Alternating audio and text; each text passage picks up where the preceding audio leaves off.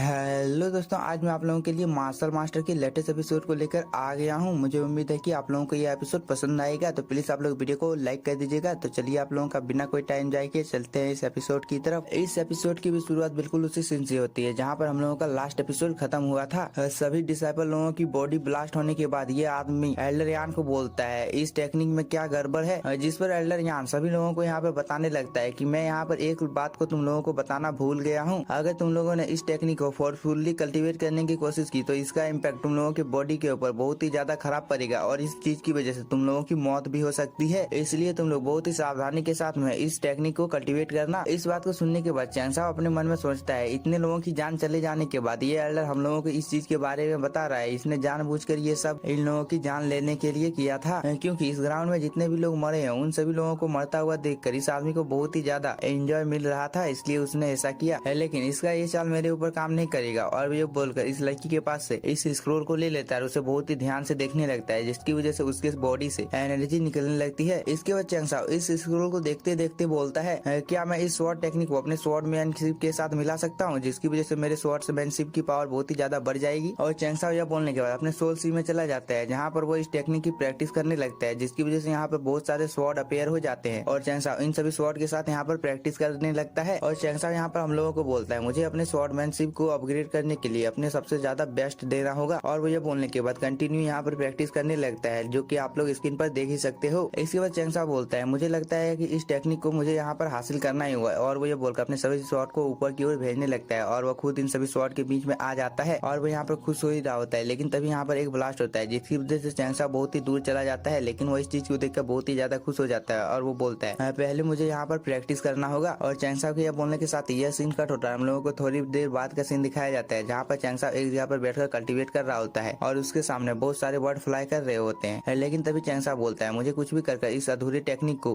Cultivate करना ही होगा। और चैंग साओ बोलता है मुझे लगता है कि इस टेक्निक को जिसने स्वॉर्डमैनशिप के फॉर्मूले को बनाया है उसी ने बनाया है। और चैंग साओ के यह बोलने की देरी थी तभी हम लोगों को चैंग साओ के बॉडी को दिखाया जाता है, जिसमें कुछ हलचल होने लगती है और चैंग साओ के बॉडी के अंदर में एक बहुत ही अमाउंट में स्पिरिचुअल एनर्जी आने लगती है, जिसकी वजह से चैंग साओ को यहाँ पर थोड़ी सी तकलीफ होती है। लेकिन चैंग साओ हार नहीं मानता है और वो यहाँ पर जितनी भी स्पिरिचुअल एनर्जी होती है उन सभी को एब्जॉर्ब करने लगता है, जिसकी वजह से उसके सामने एक स्वॉर्ड अपेयर हो जाती है। इस चीज को देखने के बाद चैंग साओ अपनी जगह से उठकर खड़ा हो जाता है। लेकिन तभी हम लोगों को इस स्वॉर्ड को दिखाया जाता है जिसमें एक एनर्जी का ब्लास्ट होता है, जिसकी वजह से चैंग साओ अपने सोल सी से बाहर आ जाता है। इसके बाद चैंग साओ अपने मन में सोचता है यह बहुत ही ज्यादा अफसोस की बात है कि इस स्वॉर्ड के टेक्निक में केवल 10 ही स्किल है और मुझे लगता है बाकी चीजें यान जो स्टोन में होगा। और वो ये बोलकर खुश हो जाता है। लेकिन तभी वो इन लड़कों की तरफ देखता है और वो बोलता है शायद इन लोगों को इस चीज के बारे में कुछ पता होगा। चैंग साओ यहाँ पर ये सब बोल ही रहा होता है, लेकिन तभी हम लोगों को इस टावर को दिखाया जाता है जिसकी पावर यहाँ पर एक्टिवेट हो जाती है, जिसकी वजह से चारों तरफ इसकी एनर्जी फैल जाती है। इस चीज को देखने के बाद चैंग साओ भी बहुत ही ज्यादा शॉक हो जाता है और ग्राउंड में जितने भी लोग होते हैं वो सभी लोग भी बहुत ही ज्यादा शॉक हो जाते हैं, क्योंकि इस टावर के अंदर में एक बहुत ही अमाउंट में एनर्जी निकल रही होती है। इसी चीज को देखने के बाद ग्राउंड में जितने भी लोग होते हैं वो सभी लोग बहुत ही ज्यादा शॉक हो गए हैं। लेकिन तभी एल्डर यान इन सभी लोगों को बोलता है डीमन स्वॉर्ड को इनहेरिट करने का रास्ता खुल गया है, अब तुम लोग इस रास्ते में जा सकते हो। और मैं तुम लोगों को बता दूंगा जो भी इस स्वॉर्डमैनशिप को जीत जाएगा उसे बहुत ही सारे रिवॉर्ड दिए जाएंगे, इसलिए अब मैं इस कंपटीशन को शुरू करता हूँ। इस बात को सुनने के बाद एल्डर हान बोलता है इतना ज्यादा सरल कंपटीशन, इससे तो कोई भी कंप्लीट कर लेगा। और वो ये बोलकर इसके अंदर जाने लगता है। इस चीज को देखकर यहाँ पर जितने भी स्टूडेंट होते हैं वो लोग भी धीरे धीरे कर इस चीज के अंदर में जाने लगते हैं। लेकिन तभी हम लोगों को एक आदमी को दिखाया जाता है जो कि इस टावर के अंदर में जाने की कोशिश करता है, जिसकी वजह से वो इंडर होकर नीचे की ओर गिर जाता है। इस चीज को देखकर कुछ लोग आपस में बात करने लगते हैं कि ये आदमी स्वॉर्डमैनशिप नहीं जानता है, फिर भी वो इस कंपटीशन में भाग लेने की कोशिश कर रहा था। इस चीज को चैंग साओ भी देख रहा होता है, लेकिन वो इस चीज पर ज्यादा ध्यान नहीं देता है और वो अपने साथियों को लेकर इस टावर के अंदर में जाने की बात करता है, जिस पर ये सभी लोग भी हाँ बोलकर इस टावर के अंदर में जाने लगते हैं, जो कि आप लोग देख ही सकते हो। इसके बाद हम लोगों को इस टावर के अंदर का सीन दिखाया जाता है, जहाँ पर चारों तरफ बहुत ही बड़े बड़े स्वॉर्ड रखे हुए होते हैं, जो कि